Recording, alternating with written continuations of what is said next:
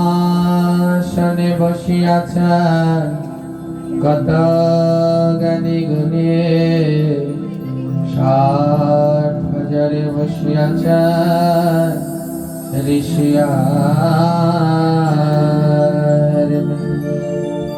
এক এক করে সুখদেব করিছে আলোচনা,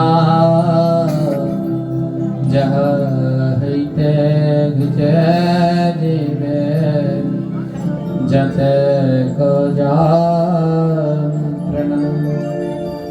ভগবদ কথা মেরিকা পরম মধুর, जय जान करे सब शिवार। भगवान कथा मेरिका जड़ करने जाय, पुनराय कारण मनुष्य भागवत कथा मेरिका जिकार कीर्तन, तहार चरण कर सहस्र प्रणाम। करो अग्रे बसते लक्ष्मी, करो मध्य सरस्वती, करो मूले तु गोविंद, प्रभाते कारणार्शनम।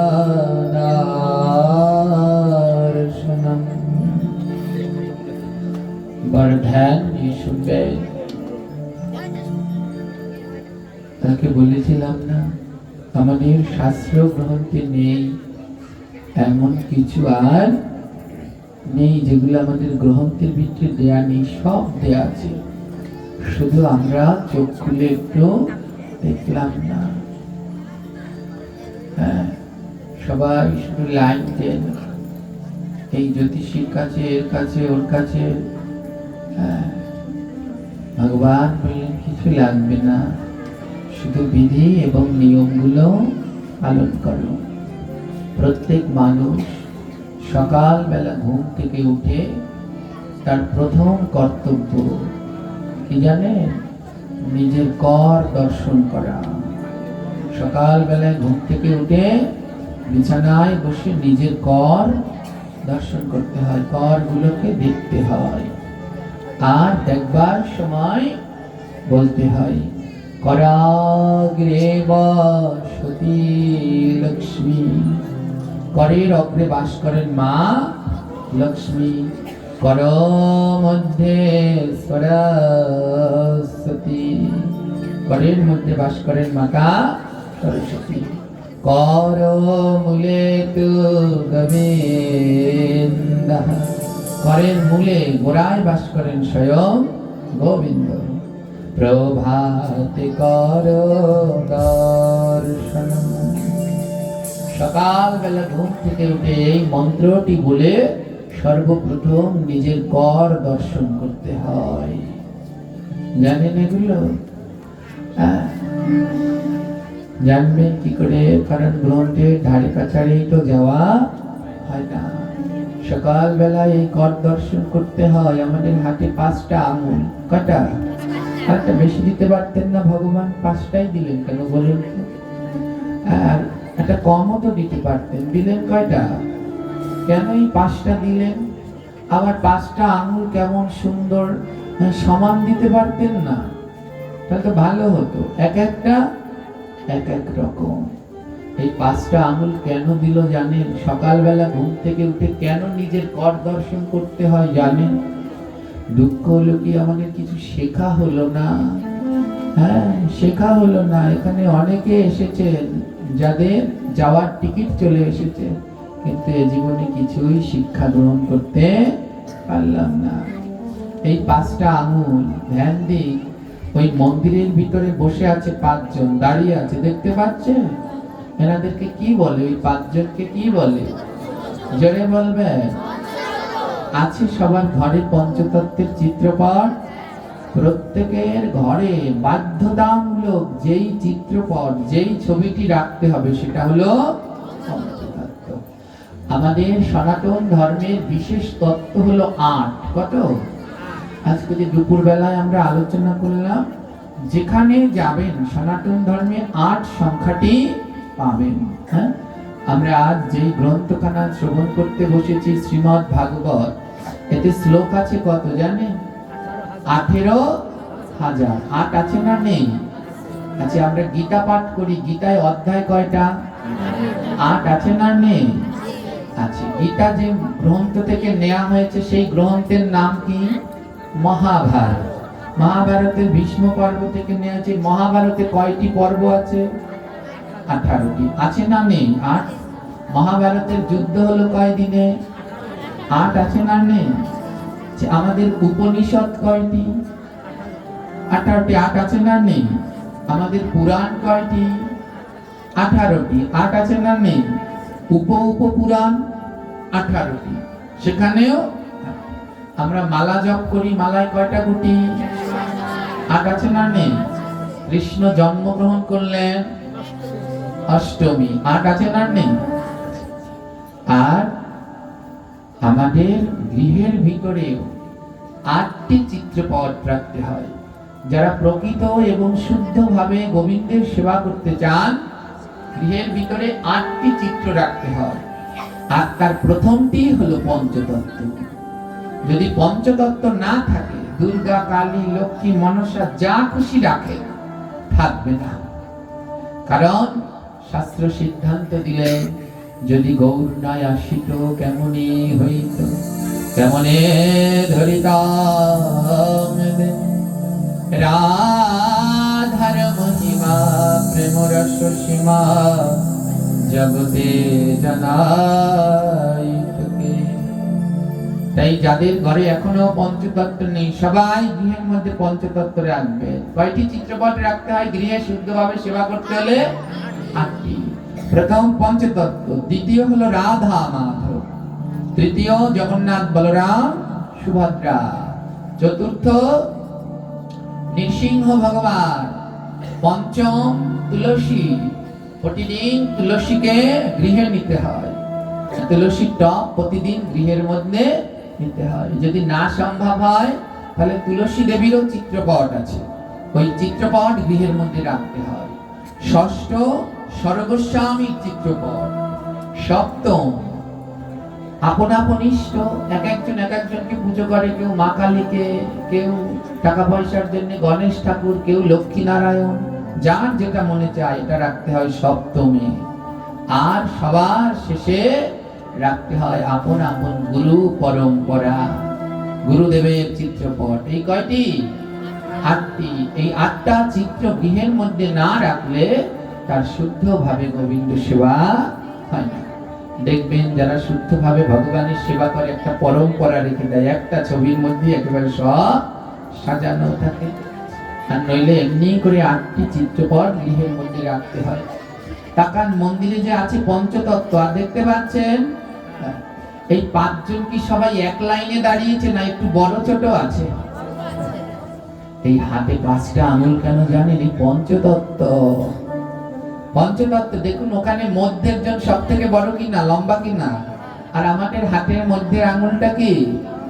এই 5টা আঙুলের নাম জানেন? বৃদ্ধা, তর্জনী, মধ্যমা, অনামিকা, শিষ্টা। এই যিনি মধ্যমা, ইনি হলেন স্বয়ং গৌর চৈতন্য মহাপ্রভু। ওই পঞ্চতত্ত্বের দেখুন, ইনি সব থেকে লম্বা। এবার মহাপ্রভুর বাম দিকে যিনি আছেন তিনি হলেন গদাধর। মহাপ্রভুর বাম দিকে যিনি আছেন তার নাম, তিনি মহাপ্রভুর থেকে একটুখানি ছোট। কারণ গদাধর হলেন স্বয়ং রাধা রানী। রাধা রানী এই কলিযুগে 2 রূপে এসেছে। এক অংশ গৌরের সাথে মিশে গেলেন। হ্যাঁ, গোবিন্দের গো আর রাধিকার দুয়ে মিলে কলিতে হলেন গোরা। দাপর যুগে কথা দিয়েছিল কৃষ্ণ রাধা রানীকে, তোমার এই ঋণ আমি কলিযুগে শোধ করব। রাধা রাধা বলবো আর ধুলায় গড়াগড়ি দেব। রাধা রানী আমার গোবিন্দকে এমন ভালোবাসে, রাধা রানী বললেন ধুলায় গড়াগড়ি দেওয়ার সময় যদি প্রভুর গায়ে কোনো কাটা উঠে যায়, তাই রাধা রানী তার এক অংশ কৃষ্ণের উপরে রাখলেন। ওই মহাপ্রভু উনি কৃষ্ণ, ওনার গায়ের নাম কৃষ্ণ বর্ণ, কিন্তু রাধা রানী উপরে জড়িয়ে আছে যেন কৃষ্ণের গায়ে কোনো আঘাত না লাগে। আর এক অংশ দিয়ে হলেন গদাধর। বলে একাংশ তো প্রভুকে রক্ষা করবো, আমার প্রভুর সেবা দিতে হবে না, সেই সেবার জন্য হলেন গদাধর। মহাপ্রভু সর্বক্ষণিক সঙ্গী ছিলেন গদাধর। যেইখানে মহাপ্রভু সেইখানে গদাধর। এই রাধা রানীর অবস্থান কৃষ্ণের বাম দিকে, আর গদাধরের অবস্থান কৃষ্ণের বাম দিকে। এই আঙুলটাকে গদাধর। এবার মহাপ্রভুর ডান দিকের আঙুল, এটা হলো কে? ডান দিকে কে আছে মহাপ্রভুর? ডানে প্রিয় নিত্যানন্দ, বামে গদাধর। এইটা তাহলে কে? নিত্যানন্দ। এই আঙুলটা হলো স্বয়ং নিত্যানন্দ। নিত্যানন্দকে, নিত্যানন্দ হলো জগৎ গুরু। নিত্যানন্দকে জগৎ গুরু। নিত্যানন্দ জগৎ গুরু, গৌর বাঞ্ছা কল্পতরু। সবাই মিলে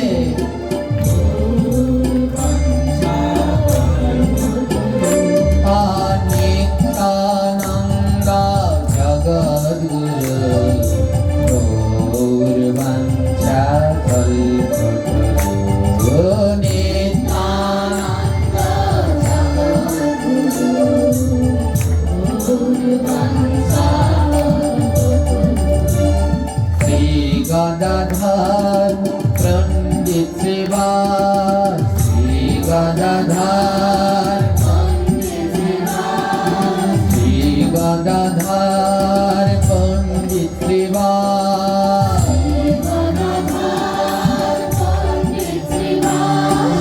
অদ্বৈত মোর প্রভু প্রিয় দাস,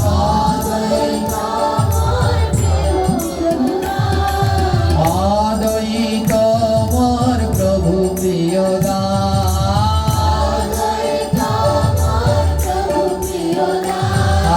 নিত্যানন্দ জগৎ গুরু, গৌর বাঞ্ছা কল্পতরু।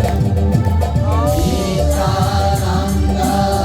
জগৎ গুরু, গৌর বাঞ্ছা কল্পতরু। ক্রোধে যিনি রাধারানী, কলিতে গদাধর তিনি। ক্রোধে যিনি রাধারানী, কলিতে গদাধর তিনি। ক্রোধে যিনি রাধারানী, কলিতে গদাধর তিনি। ক্রোধে যিনি রাধারানী, বাবা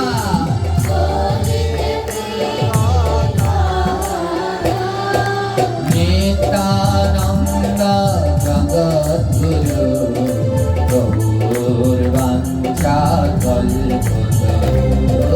নিত্যানন্দ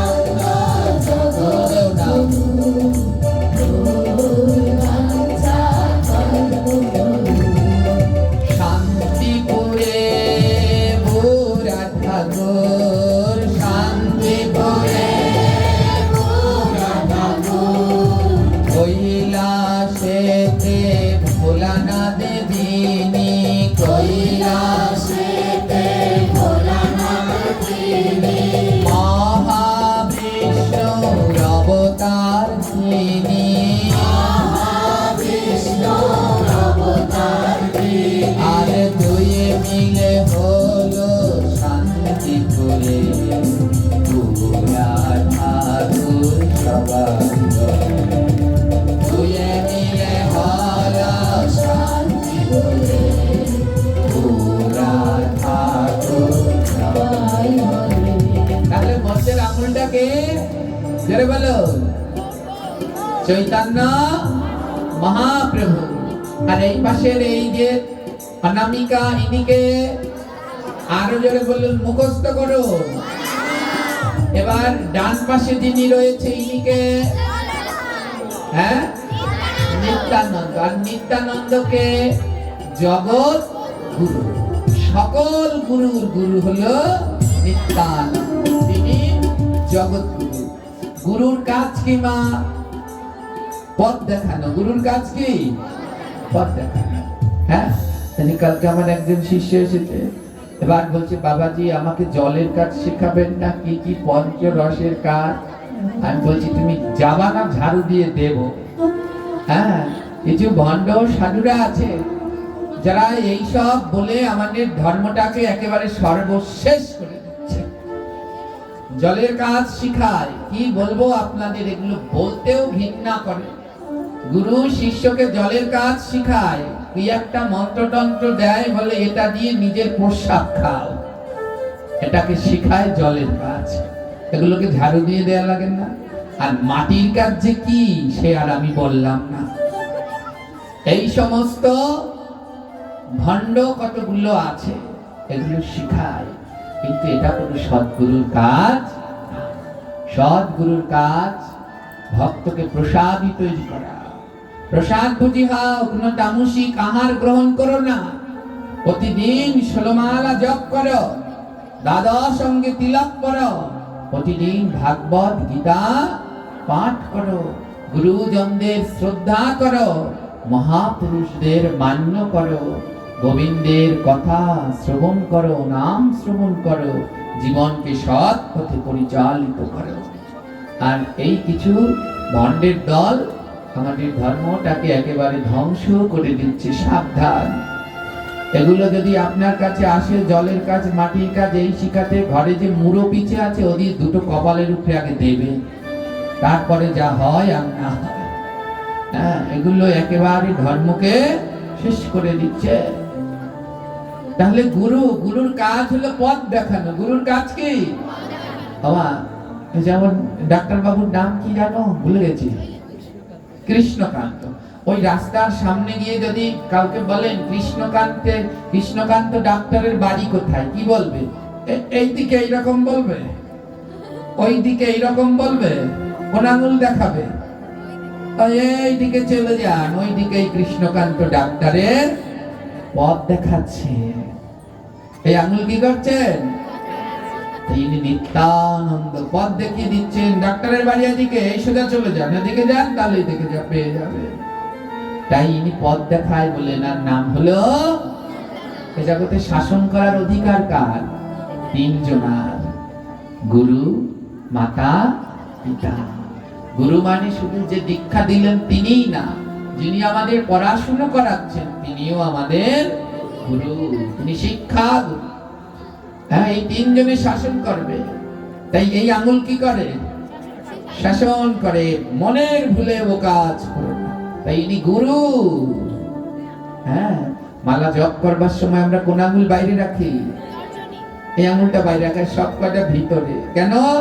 বলে মালা জপ করার সময় তোমার মন যেন অন্যদিকে না যায়, তাই গুরু ওখানে দাঁড়িয়ে আছে, সাবধান। গুরু বাইরে আছে, মনটা যেন অন্যদিকে না। গুরু বুঝতে পারলেন? এবার ইনিকে এই আঙুলটার নাম কি? বুড়া আঙুল, বৃদ্ধা, একে বলি আমরা। আর সেই বুড়ো ঠাকুর, শান্তিপুরের বুড়ো ঠাকুর, ওই যে দাঁড়িয়ে আছে, মহাবিষ্ণু এবং অদ্বৈতে, হ্যাঁ, শিবের অবতার শ্রী অদ্বৈত, বুড়ো ঠাকুর বলে না, কি বলে? আর বুড়ো আঙুলটাও কি? সেই বুড়ো ঠাকুর। দেখুন, আসনের ভিতরে সব থেকে উঁচু জায়গায় দাঁড়িয়ে আছেন মহাপ্রভু, তার থেকে একটু নিচুতে দাঁড়িয়েছেন গদাধর, তার থেকে একটু নিচুতে দাঁড়িয়েছেন নিত্যানন্দ, তার থেকে নিচুতে দাঁড়িয়েছেন অদ্বৈত, বুড়ো ঠাকুর। তাই এটা বুড়ো আঙুল। আর ওই 5 জনের ভিতরে একেবারে সব থেকে শুকনা চিকনা চাকনা তিনি কে? শ্রীবাস। ইনি হলেন, এই হলো হাতের 5টি আঙুল। সকালবেলা ঘুম থেকে উঠে এই 5টি আঙুল, এই করগুলো দর্শন করতে হয়। মনে থাকবে? মা বলেন তো, এই পাশ দিয়ে যাই, এই বুড়ো আঙুলটাকে জোরে বলবে অদ্বৈত প্রভু। বুড়ো আঙুলটা বুড়ো ঠাকুরিনী, এই আঙুলটা, এই আঙুলটা চৈতন্য মহাপ্রভু, এই আঙুলটা গদাধর। বলুন না গদাধর। এই আঙুলটা, তাহলে এই আঙুলটাকে, এবার যারা পান খান কোন আঙুলে চুন লাগান? এই আঙুলে লাগি লাগি জিহ্বা দিয়ে সারাদিন চাটছে। ভাবতে পারছেন আপনাদের কোন দশা হবে? হ্যাঁ, ভাবতে পারছেন? এই আঙুলে চুন লাগিয়ে জিহ্বা দিয়ে সারাদিন চাটতে থাকছেন, কি দশা হবে আপনাদের? আমাদের শাস্ত্র শিখায় নেশা বর্জন করতে, নেশা করতে না। সমস্ত প্রকার নেশা বর্জন করো। পান খাওয়া আমাদের শাস্ত্রে লেখা আছে, শুধু শুধু পান খাওয়া। ওর সাথে জর্দা, সাদা, খয়ের চুন, ওগুলো খাওয়া যেমন ধর্মের জন্য ক্ষতি, তদ্রূপ স্বাস্থ্যের জন্যও ক্ষতি। যখন ডাক্তারের কাছে যাবেন, কোনো ওষুধে কাজ করবে না, ডাক্তারে তখন কি বলবে?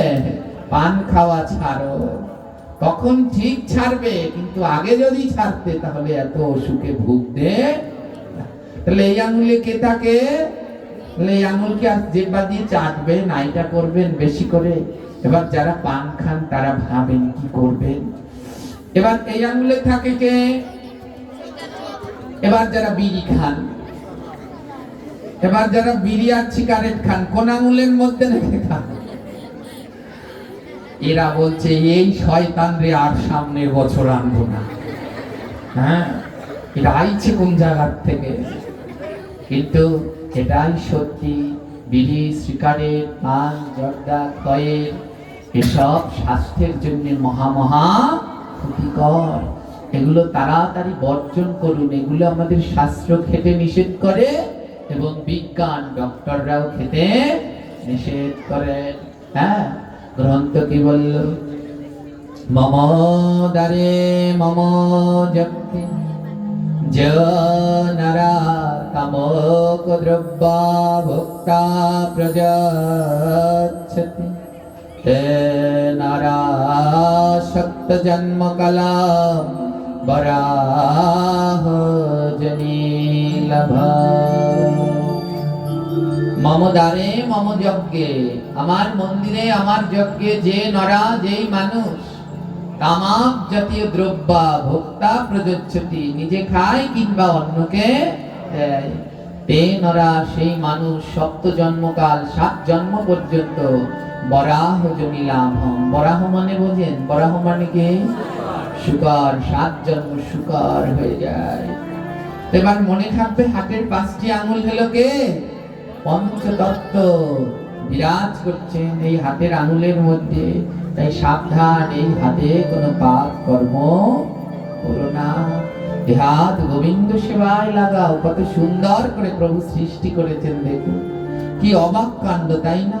এই আঙুল দিয়েই পথ দেখায়, আর এই আঙুলি নিতাই, এই আঙুলি বৃদ্ধা, আর এই আঙুলি সেই বৃদ্ধ অদূর প্রভু আমার। তাই সকালবেলা সবার প্রথমে ঘুম থেকে উঠে আপন কর দর্শন করুন।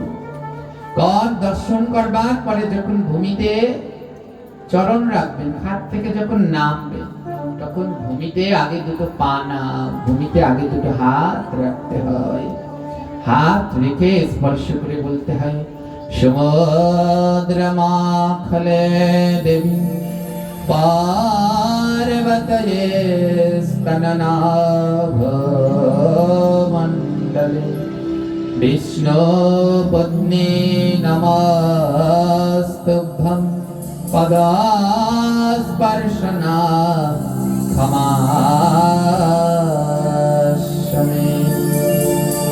যারা সংস্কৃত পারেন না তারা বাংলায় বলবেন, নমি দেবী বিষ্ণু পত্নী তুয়া পাদতলে মোর পদয়ে স্পর্শ অপরাধ ক্ষমা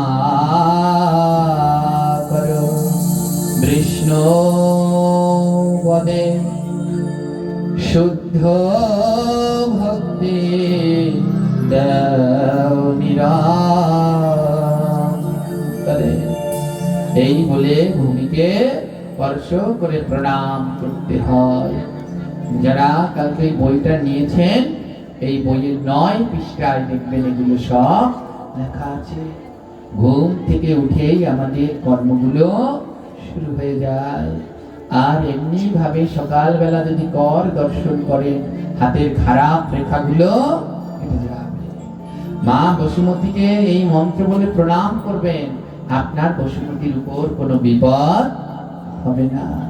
হ্যাঁ, তাই প্রতিদিন এমনি ভাবে এই কর্মগুলো সবাই পালন করুন। এই জগতে যদি কিছু না শিখলাম, তাহলে এই জন্মটা কেবল বৃথাই গেল। শিক্ষা, এই জন্ম আমরা কেন এসেছি? জ্ঞান অর্জন করবার জন্য। যতদিন বাঁচবো ততদিনই আমাদের শিক্ষা। এই শিক্ষায় যেন কোনো শান্তি না থাকে। জীবনের শেষ দিন পর্যন্ত শিক্ষা গ্রহণ করতে হয়। শেষ দিন পর্যন্ত কত কিছু শেখায়। তাই ভগবানের কাছে অনাবরত প্রার্থনা রাখতে হয়, প্রভু মরতে তো একদিন হবে, কিন্তু শেষ দিন পর্যন্ত যেন আমার চৈতন্য জাগ্রত থাকে, আমি যেন কোনো কিছু ভুলে না যাই। শেষ দিন পর্যন্ত তোমার যেন এই অমৃত বাণী সদা সর্বদা গৌর হরে।